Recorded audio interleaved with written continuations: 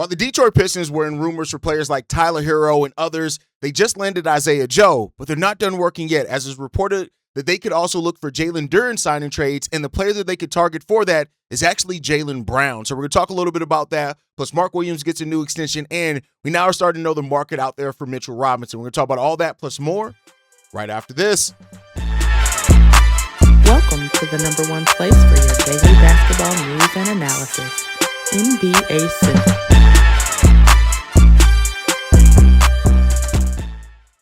What's going on, basketball fans? Welcome to another episode of NBA Central, soon to be the Full Court Podcast as we're changing the name this weekend. I'm your host, Haize, and more importantly, you guys can follow us at NBA Central Pod on every social media platform we happen to be on. With that said, let's go ahead and get into this content for today, y'all. But before we get into that, make sure you guys hit that subscribe button. About 62% of you guys are not subscribed to the channel that actually are still showing up every single day. What are you waiting for? Go ahead and get in there, get in the game, and subscribe to the channel. In exchange for that, I'm delivering some of the best daily content that you're going to see around the NBA period. With that said, let's get into it. So the Detroit Pistons have made a splash move now. They have made a trade for Isaiah Joe from the Oklahoma City Thunder. Now, we knew that the Pistons, one of their targets this offseason, things that they need to focus on, was definitely adding more shooting to the team, especially in the half court. That's something that they need. And Isaiah Joe is a player that's solidly enough, right? Like, his ability to put up double-digit points without needing a lot of shots is something that really stands out to me about Isaiah Joe, and that's something that can definitely fit in for this team, right? Like, you need players that can play off Cade.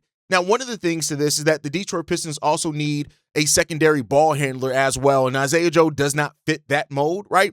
And that doesn't mean that the Detroit Pistons are done. I want to be clear. They aren't done yet. They did add Ibuka Okore also in the draft, so maybe they can look at him, even though betting on a rookie, to be consistent can be, it can come or go depending on how you're going to look at that. But I think Isaiah Joe is a perfectly good acquisition for this Detroit Pistons team at where they are right now, right? Like, you have a young core. You don't want to really kind of blow that up too much. Well, we'll talk about that in the case of Jalen Duren. But, you land him, you get him, he averaged 11 points in 21 minutes per game, shooting 42% on 6 threes per game, which is really good, right?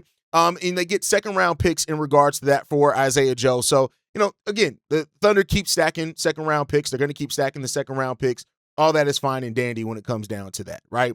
But I say overall this is that the Detroit Pistons, the fact that they're just not done and they're not resting on their laurels as far as improving their team, I think that says a lot about the front office of the Detroit Pistons. Like, they got a little bit embarrassed of it, and it is what it is when it came down to it. But I think overall that Isaiah Joe, it's a small move, but it's a move that definitely can help them a lot. The fit is going to be there, but it's not going to, like, that I don't think it's going to be enough to really favor them over how much further they go. Internal development and stuff is all going to matter in that as well, but it's a solid move, but it can't be the move, which leads us to the next conversation around Jalen Duren, right? So reportedly that Jalen Duren is not happy with this offer from the Detroit Pistons, and now they're going to explore sign-in trades in regards to that, right?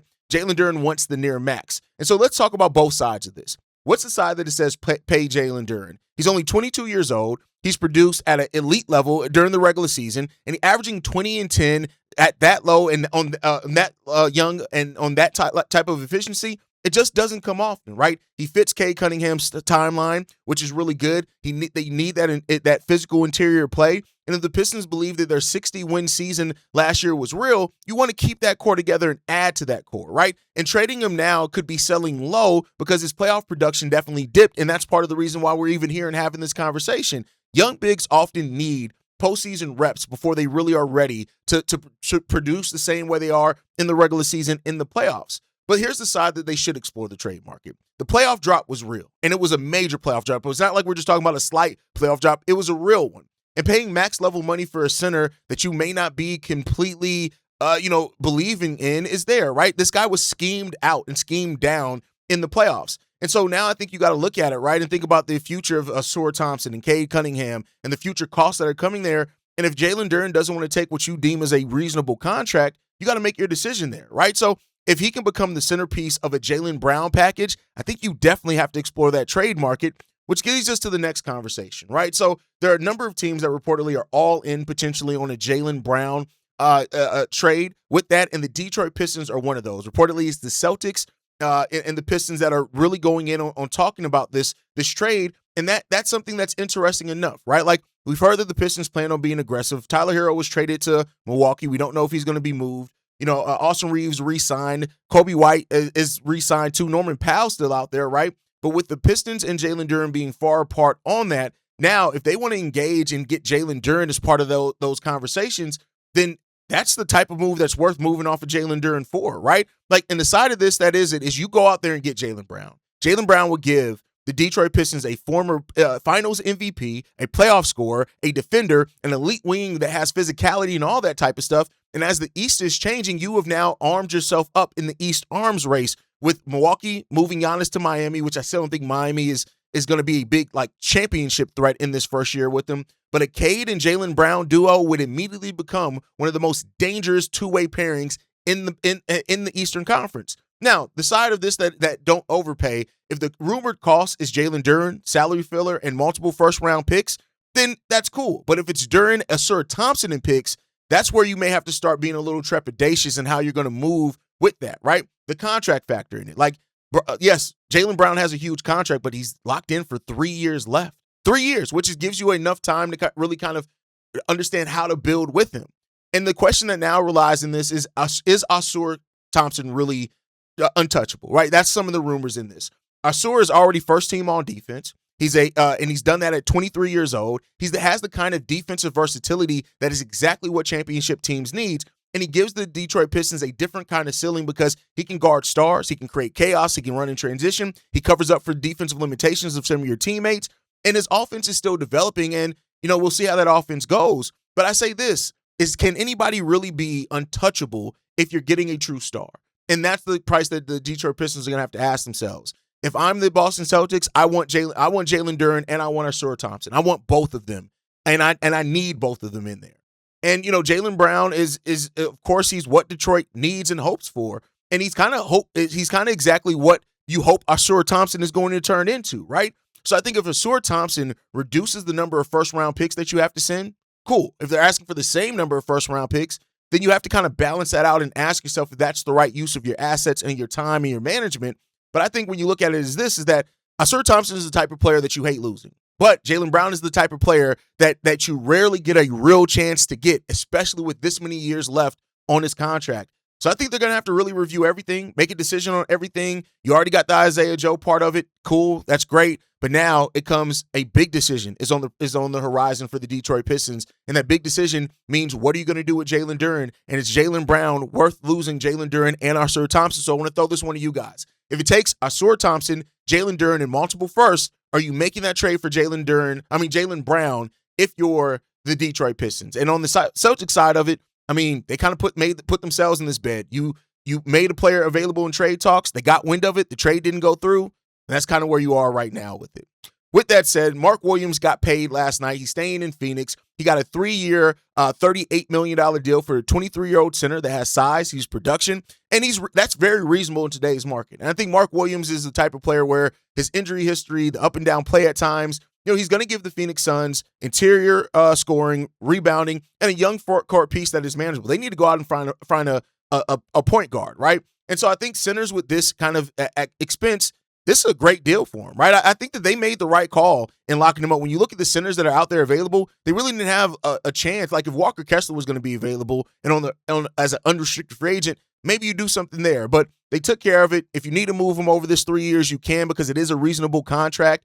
The injury risk is very real with Mark Williams. I think even, I don't know how many Mark Williams fans there are, but even the biggest Mark Williams fan will tell you that, it's a legit concern with him in injuries. You just can't overlook that. But I think that on this size of a contract, it's mitigated some. It's not as big of a risk because of the contract that you signed him to. Now, if it was a max level deal or something like that, there's no way I would do that deal for Mark Williams. But because it's 12 and a half-ish million over 3 years, that to me is well worth it for a player of Mark Williams' caliber. So you get him locked in. If you need to move him, you can move him. It's less than mid-level exception money. And so I think that the Phoenix Suns came out with this one with a really good deal for solid players. They're looking to continue to improve, find that point guard. And then if you decide, and then you still got Kaman Malawak, Rasheer Fleming in the wings to develop. So if those guys end up overtaking Mark Williams in the long run, it's not like you paid him the bag or anything to get it done. So I like this move for Phoenix Suns. I think this is a really smart move by the Suns. And now you get to see and continue to build your team and see what things are going to look at going forward. So let me know what you guys think on that part down below. I think the Suns did really good in this one.